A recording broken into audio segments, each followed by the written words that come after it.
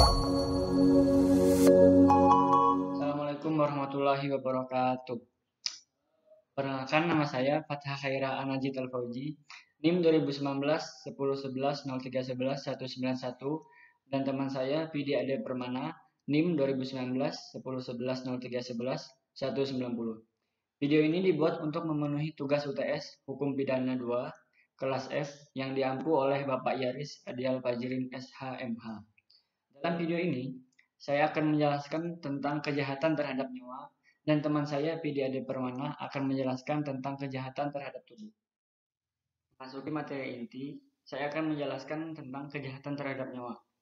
Kesengajaan menghilangkan nyawa orang lain oleh Kitab Undang-Undang Hukum Pidana atau biasa dikenal dengan KUHP. Yang dewasa ini berlaku telah disebut sebagai suatu pembunuhan. Tindak pidana pembunuhan atau kejahatan terhadap nyawa Misrispen dengan Hatlepen adalah berupa penyerangan terhadap nyawa orang lain untuk menghilangkan nyawa orang lain. Itu seorang pelaku harus melakukan sesuatu atau suatu rangkaian tindakan yang berakibat dengan meninggalnya orang lain.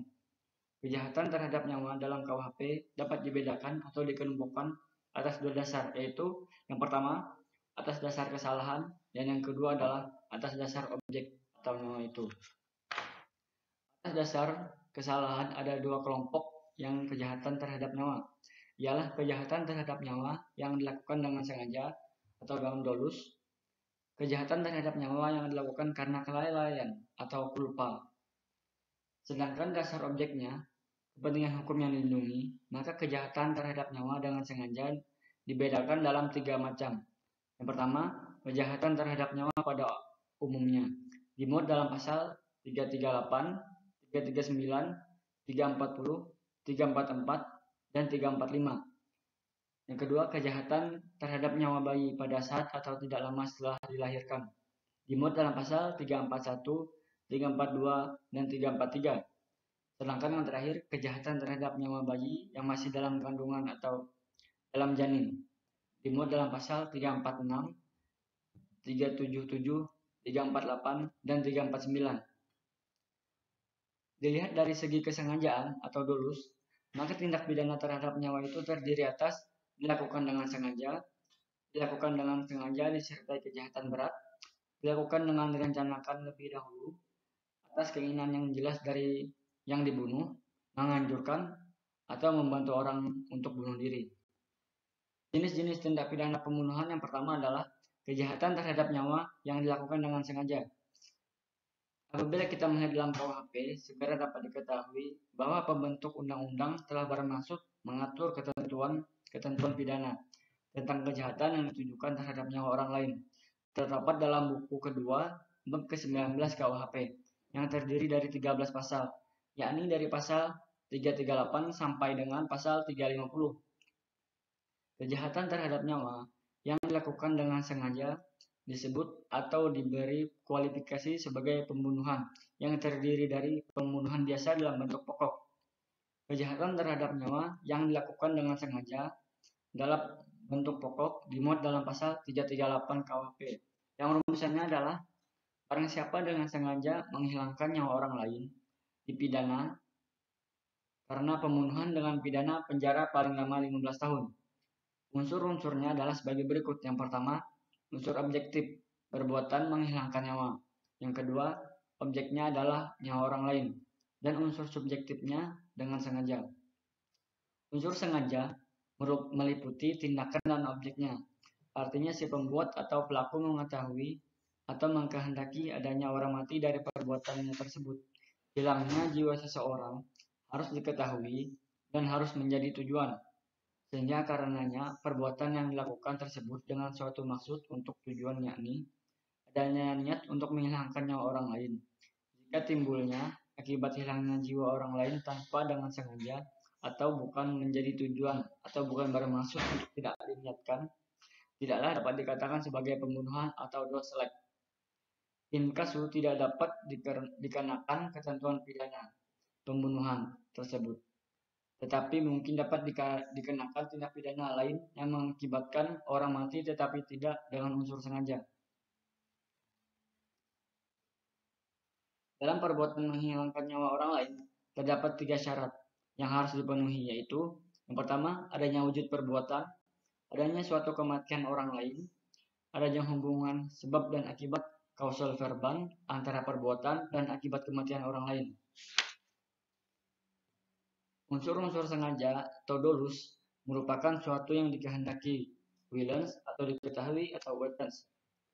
Dalam doktrin berdasarkan tingkat kesengajaannya terdiri dari 3 bentuk, yakni adalah kesengajaan sebagai maksud, kesengajaan sebagai kepastian, kesengajaan sebagai kemungkinan. Sedangkan dalam rumusan pasal 338 KUHP dengan menyebutkan unsur tingkah laku sebagai menghilangkan nyawa orang lain, menunjukkan bahwa kejahatan pembunuhan adalah suatu tindak pidana material. Tindak pidana material adalah suatu tindakan pidana yang melarang menimbulkan akibat tertentu. Selanjutnya adalah pembunuhan yang diikuti, disertai, atau didahului oleh tindak pidana lain. Terdapat dalam pasal 339 KUHP yang mana sebagai berikut. Pembunuhan yang diikuti, disertai, dan didahului oleh suatu tindak pidana yang dilakukan dengan maksud untuk mempersiapkan atau mempermudah pelaksanaannya, atau untuk menghindari diri sendiri maupun peserta lainnya dari pidana, hal tertangkap tangan, ataupun untuk memastikan penguasaan benda yang diperolehnya secara melawan hukum. Dipidana dengan pidana penjara seumur hidup atau sementara waktu paling lama 20 tahun. Apabila rumusan tersebut dirincikan, maka terdiri dari unsur-unsur sebagai berikut. Semua unsur pembunuhan objektif dan subjektif pada pasal 338 KUHP yang diikuti, disertai, atau didahului oleh tindak pidana lain. Pembunuhan itu dilakukan dengan maksud. Yang pertama, untuk mempersiapkan tindak pidana lain. Yang kedua, untuk mempermudah pelaksanaan tindak pidana lain.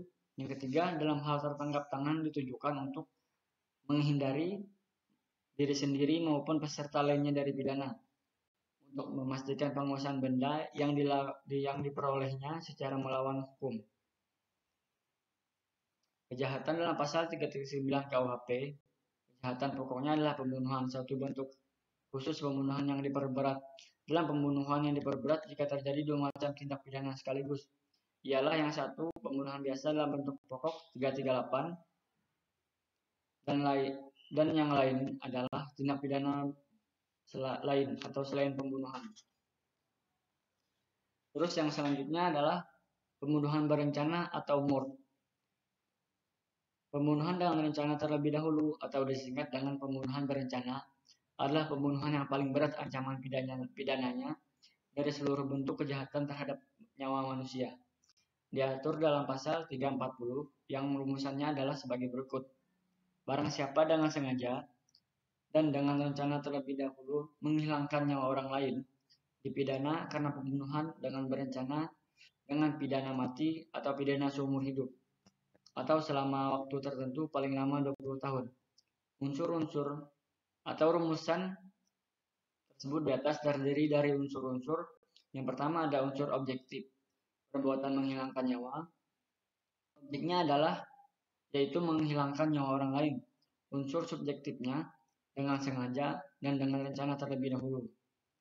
Unsur dengan rencana terlebih dahulu pada dasarnya mengandung 3 syarat atau unsur: memutuskan kehendak dalam suasana tenang, adanya tersedia waktu yang cukup sejak timbulnya kehendak sampai dengan pelaksanaan kehendak perbuatan dalam suasana tenang.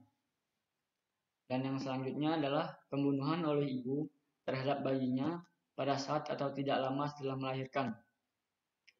Bentuk pembunuhan yang dilakukan oleh ibu terhadap bayinya pada saat dan tidak lama setelah dilahirkan dalam praktek hukum sering disebut dengan pembunuhan bayi. Ada 2 macam, yaitu pembunuhan bayi yang dilakukan dengan berencana, pembunuhan bayi biasa dalam pasal 341. Pembunuhan biasa oleh ibu terhadap bayinya sebagaimana yang dimuat dalam pasal 341 KUHP dirumuskan sebagai berikut. Seorang ibu yang karena takut atau ketahuan melahirkan bayi pada saat bayi dilahirkan dan tidak lama kemudian dengan sengaja menghilangkan nyawa anaknya dipidana karena membunuh bayinya sendiri dengan pidana penjara paling lama 7 tahun.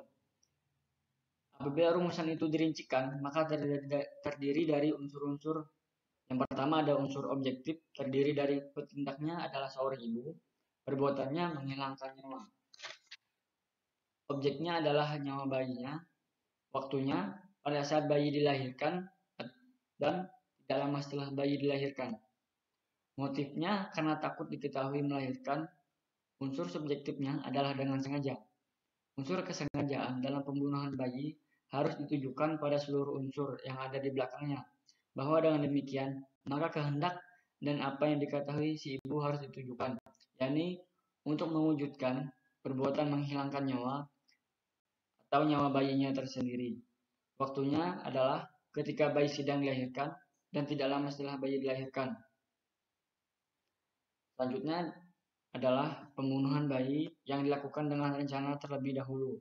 Terdapat dalam pasal 342 KUHP. Pembunuhan seorang bayi terhadap bayinya. Pembunuhan seorang ibu terhadap bayinya pada saat atau tidak lama setelah dilahirkan dengan direncanakan lebih dahulu diatur dalam pasal 342 KUHP. Yang rumusannya adalah sebagai berikut.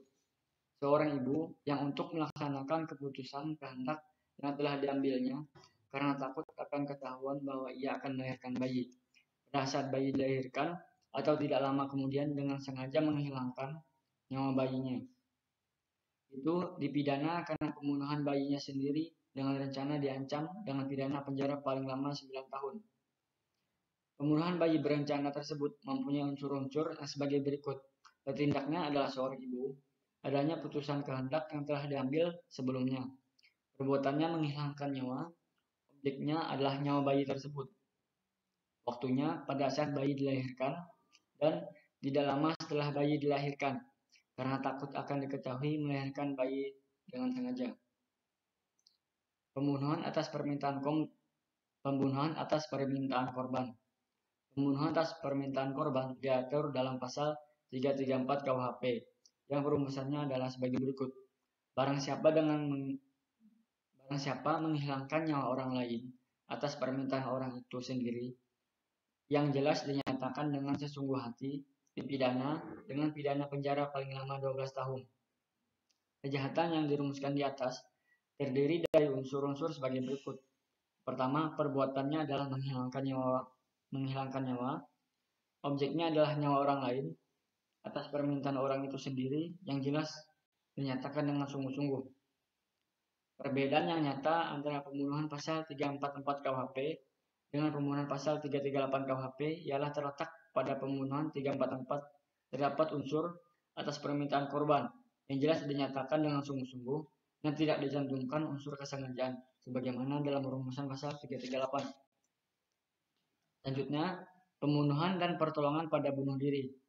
Penganjuran dan pertolongan pada bunuh diri dicantumkan dalam pasal 345 KUHP yang rumusannya adalah barang siapa dengan sengaja mendorong orang lain untuk bunuh diri, menolongnya dengan perbuatannya itu, atau memberi saran kepadanya untuk itu, dipidana dengan pidana penjara paling lama 4 tahun, kalau orang itu tidak jadi bunuh diri.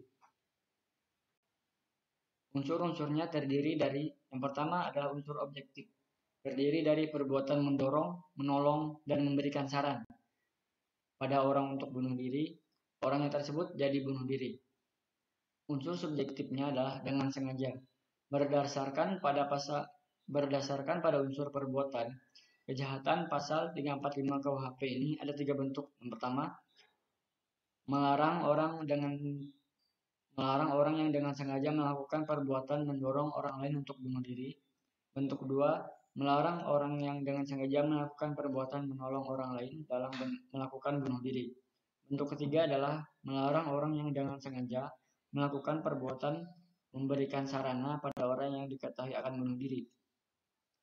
Kita memasuki penjelasan pasal tentang aborsi. Pengguguran dan pembunuhan kandungan atau biasa dikenal dengan aborsi. Kejahatan pengguguran atau pembunuhan terhadap kandungan diatur dalam 4 pasal, yakni pengguguran dan pembunuhan kandungan oleh perempuan yang mengandung itu sendiri dicantumkan dalam pasal 346 KUHP. Seorang perempuan dengan sengaja menggugurkan atau mematikan kandungannya atau menyuruh orang lain untuk itu dipidana dengan pidana penjara paling lama 4 tahun. Unsur-unsurnya adalah unsur objektif, petindak seorang ibu, Perbuatannya adalah menggugurkan, mematikan, menyuruh orang lain untuk menggugurkan, dan menyuruh orang lain untuk mematikan. Objeknya adalah kandungannya sendiri. Unsur subjektifnya dengan sengaja. Selanjutnya, pengguguran dan pembunuhan kandungan tanpa persetujuan perempuan yang mengandung dicantumkan dalam pasal 347 KUHP. Barang siapa dengan sengaja menggugurkan atau mematikan kandungan seorang perempuan tanpa persetujuannya, dipidana dengan pidana penjara paling lama 12 tahun. Unsur-unsur dari rumusan adalah unsur objektifnya, perbuatannya menggugurkan dan mematikan. Objeknya, kandungan seorang perempuan tanpa persetujuan perempuan. Unsur subjektifnya dengan sengaja. Ini diketahui adanya persamaan perbedaan antara ketentuan dalam pasal 346 KUHP dengan ketentuan dalam pasal 347 KUHP. Persamaannya ialah yang pertama, pada kedua perbuatan, yakni menggugurkan dan mematikan. Objeknya, yakni kandungan seorang perempuan. Perbedaannya ialah dalam pasal 346 KUHP terdapat perbuatan menyuruh orang lain, menggugurkan dan menyuruh orang lain untuk mematikan, yang tidak ada dalam pasal 347 KUHP. Pada pasal 347 KUHP ada unsur tanpa persetujuan perempuan yang mengandung. Petindak dalam pasal 346 adalah perempuan yang mengandung. Sedangkan petindak dalam pasal 347 KUHP adalah orang lain atau bukan perempuan yang mengandung. Pengguguran dan pembunuhan kandungan atas persetujuan perempuan yang mengandung terdapat dalam pasal 348 KUHP. Selanjutnya adalah barang siapa dengan sengaja menggugurkan atau mematikan kandungan seorang perempuan dengan persetujuannya dipidana dengan pidana penjara selama-lamanya 5 tahun 6 bulan. Unsur-unsurnya adalah sebagai berikut. Yang pertama, unsur objektifnya. Perbuatannya adalah menggugurkan dan mematikan. Objeknya adalah kandungan seorang perempuan dan dengan persetujuannya. Unsur subjektifnya dengan sengaja. Perbedaan pokok kejahatan pasal 348 dan 347 adalah bahwa perbuatan menggugurkan atau mematikan kandungan dalam pasal 348 dilakukan dengan persetujuan perempuan yang mengandung. Dan yang terakhir tentang pembunuhan atau aborsi. Pengguguran dan pembunuhan kandungan oleh dokter, bidan, atau juru obat. Dokter atau bidan juru obat adalah kualitas pribadi yang melekat pada subjek hukum dari kejahatan sebagaimana yang tercantum dalam pasal 349 KUHP. Yang rumusannya adalah sebagai berikut. Jika seorang dokter, bidan, atau juru obat membantu melakukan kejahatan berdasarkan pasal 346 ataupun melakukan atau membantu melakukan salah satu kejahatan yang diterangkan dalam pasal 347 dan 348, maka pidana yang ditentukan dalam pasal itu dapat ditambah sepertiga atau dan dapat dicabut hak untuk menjalankan pencarian dalam mana kejahatan itu dilakukan. Perbuatan dokter, bidan, atau juru obat tersebut dapat berupa perbuatan melakukan dan membantu melakukan. Sekian, terima kasih dari saya. Selanjutnya akan dijelaskan oleh saudara saya, Pidi. Assalamualaikum warahmatullahi wabarakatuh. Perkenalkan, nama saya Vidi Ade Permana, NIM 2019 10 11 03 1190. Saya akan melanjutkan penjelasan dari Fathah Khaira. Saya akan menjelaskan tentang tindakan pidana terhadap tubuh, yaitu dibentuknya kejahatan terhadap tubuh manusia ditujukan bagi perlindungan kepentingan hukum atas tubuh dari perbuatan-perbuatan berupa penyerangan atas tubuh atau bagian tubuh yang mengakibatkan rasa sakit atau luka. Bahkan karena luka yang sedemikian rupa pada tubuh dapat menimbulkan kematian. Tindak pidana penganiayaan atau mishandling itu diatur dalam bab 20 buku kedua KUHP, yang dalam bentuknya yang pokok diatur dalam pasal 351 ayat 1 sampai dengan ayat 5 KUHP, dan rumusannya berbunyi berikut. 1. Penganiayaan dipidana dengan pidana penjara selama-lamanya 2 tahun dan 8 bulan atau dengan pidana denda setinggi-tingginya Rp3, sekarang Rp4.500. 2. Jika perbuatan tersebut menyebabkan luka berat pada tubuh, maka Orang yang bersalah dipidana dengan pidana penjara selama-lamanya 5 tahun. Jika perbuatan tersebut menyebabkan kematian, maka orang yang bersalah dipidana dengan penjara selama-lamanya 7 tahun. 4. Disamakan dengan penganiayaan, yakni kesengajaan merugikan kesehatan. 5. Percobaan melakukan kejahatan ini tidak dapat dipidana.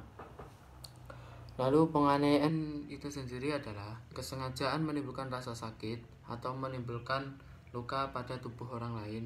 Dengan demikian menyebutkan seseorang itu telah melakukan penganiayaan terhadap orang lain, maka orang tersebut harus mempunyai objek atau suatu kesengajaan. Yang pertama, menimbulkan rasa sakit pada orang lain.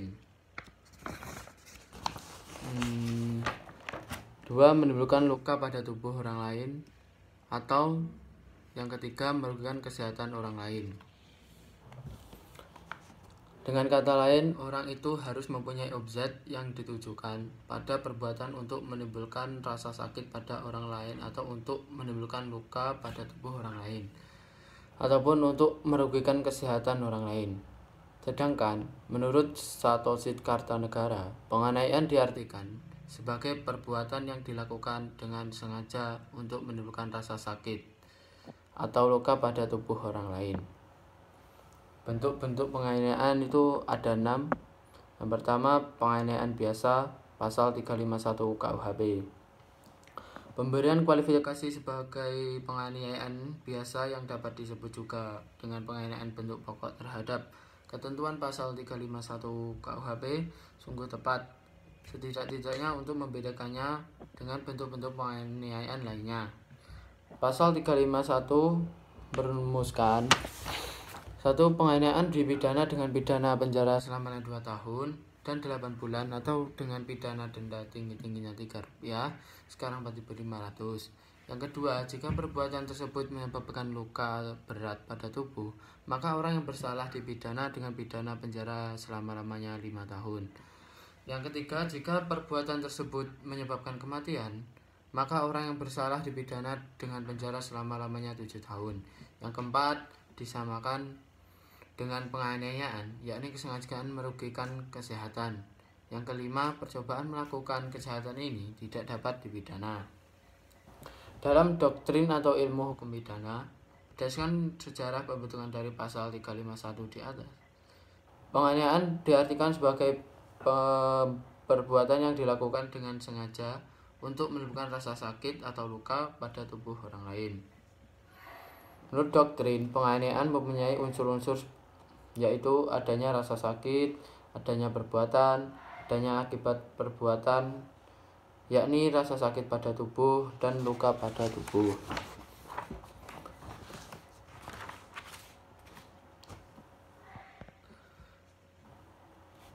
Dari pengertian itu, maka penganiayaan mempunyai unsur-unsur sebagai berikut: adanya kesengajaan, adanya perbuatan, adanya akibat perbuatan, akibat mana menjadi tujuan satu-satunya, dan yang terakhir penganiayaan ringan.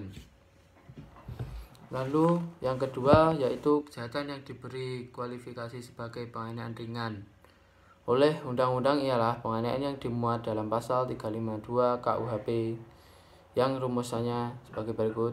Yang pertama, kecuali yang tersebut dalam pasal 353 dan 356, maka penganiayaan yang tidak menimbulkan penyakit atau halangan untuk menjalankan pekerjaan, jabatan atau pencaharian dipidana sebagai penganiayaan ringan dengan pidana penjara paling lama 3 bulan atau pidana denda paling banyak 4.500. Pidana dapat ditambah seperti bagi orang yang melakukan kejahatan itu terhadap orang yang bekerja padanya atau menjadi bawahannya. Penganiayaan bentuk ringan tidak terdapat dalam WVS Belanda. Dengan dibentuknya penganiayaan ringan ke dalam KUHP, kita adalah sebagai perkecuan dari asas konkordanti.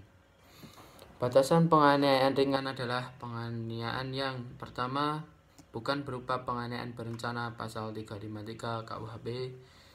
Yang kedua, bukan penganiayaan yang dilakukan terhadap ibu atau bapaknya yang sah, istri atau anaknya, lalu terhadap pegawai negeri yang sedang dan atau karena menjalankan tugasnya yang sah, dan yang terakhir dengan memasukkan bahan yang berbahaya bagi nyawa atau untuk dimakan atau diminum, pasal 356. Lalu yang ketiga yaitu penganiayaan berencana, pasal 353 KUHP. Pasal 353 KUHP mengenai penganiayaan berencana merumuskan sebagai berikut. Penganiayaan dengan rencana lebih dulu dipidana dengan pidana penjara paling lama 4 tahun. Yang kedua, jika perbuatan itu menimbulkan luka-luka berat, yang bersalah dipidana dengan pidana penjara paling lama 7 tahun. Yang ketiga, jika perbuatan itu mengakibatkan kematian, yang bersalah dipidana dengan pidana penjara paling lama 9 tahun. Ada 3 macam penganiayaan berencana, yakni penganiayaan berencana yang tidak berakibat luka berat atau kematian, yang kedua penganiayaan berencana yang berakibat luka berat, dan yang terakhir, yang ketiga, penganiayaan berencana yang berakibat kematian. Lalu contoh yang keempat, penganiayaan berat, pasal 354 KUHP. Penganiayaan yang oleh undang-undang diberi kualifikasi sebagai penganiayaan berat ialah dirumus dalam pasal 354 KUHP yang rumusannya sebagai berikut. Yang pertama, barang siapa sengaja melukai berat orang lain dipidana karena melakukan penganiayaan berat dengan pidana penjara paling lama 8 tahun. Yang kedua, jika perbuatan itu mengakibatkan kematian, yang bersalah dipidana dengan pidana penjara paling lama 10 tahun. Dengan mengingat pengertian penganiayaan seperti yang sudah diterangkan, dengan menghubungkannya pada rumusan penganiayaan berat di atas, maka pada penganiayaan berat mempunyai unsur-unsur berikut. 1. Kesalahannya, yaitu kesengajaan objektilis.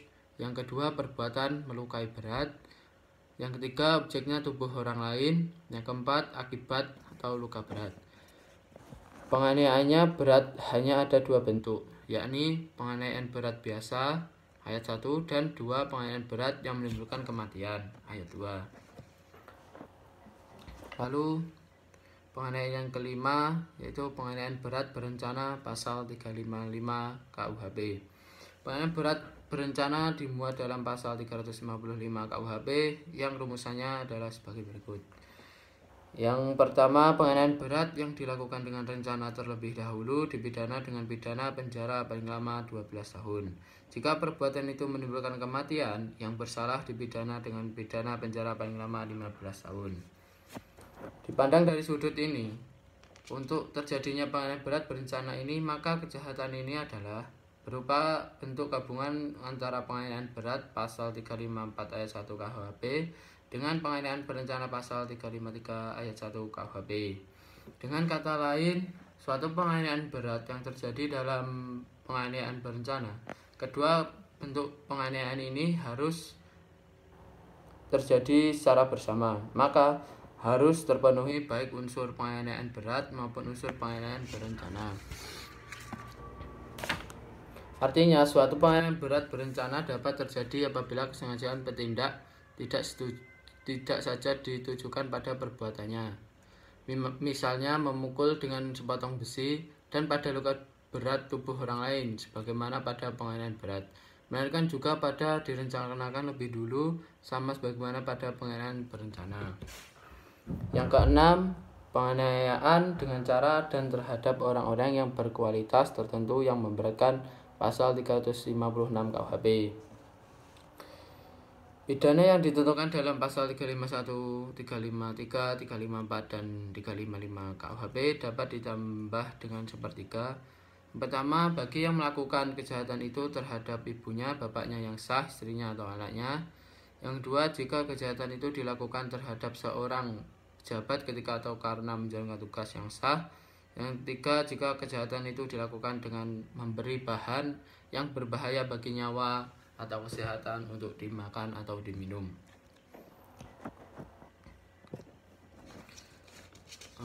Lalu bagi orang-orang yang berkualitas, bagaimana ada hubungan keluarga dengan petindak, didasarkan pada alasan antara lain. Yang pertama, bahwa sebagai usaha pencegahan khusus terhadap dilakukannya penganiayaan pada anggota keluarga. Dua, bahwa bertujuan untuk melindungi kerukunan dalam kalangan keluarga. Lalu yang terakhir, penganiayaan turut serta dalam penyerangan dan perkelahian, yaitu kejahatan yang dimaksud ini adalah dimuat dalam pasal 358 KUHP yang merumuskan sebagai berikut. Mereka dengan sengaja turut serta dalam penyerangan atau perkelahian di mana terlibat beberapa orang selain tanggung jawab masing-masing terhadap apa yang khusus dilakukan olehnya. Dipidana yang pertama dengan dipidana penjara paling lama 2 tahun 8 bulan jika akibat penyerangan atau perkelahian itu ada yang luka-luka berat. Yang kedua dengan pidana penjara paling lama 4 tahun jika akibatnya ada yang mati. Jika dirinci rumusan pasal 358 tersebut terdiri dari unsur yang pertama unsur-unsur objektif, yaitu perbuatan turut serta, yang kedua dalam penyerangan dan dalam perkelahian, ketiga di mana terlibat beberapa orang, yang keempat menimbulkan akibat A ada yang luka berat, B ada yang mati. Lalu unsur subjektif dengan sengaja. Sekian pembahasan dari kita Fathah Khaira dan saya sendiri Fidyadi Permana. Apabila ada kurangnya saya mohon maaf. Sekian. Assalamualaikum warahmatullahi wabarakatuh.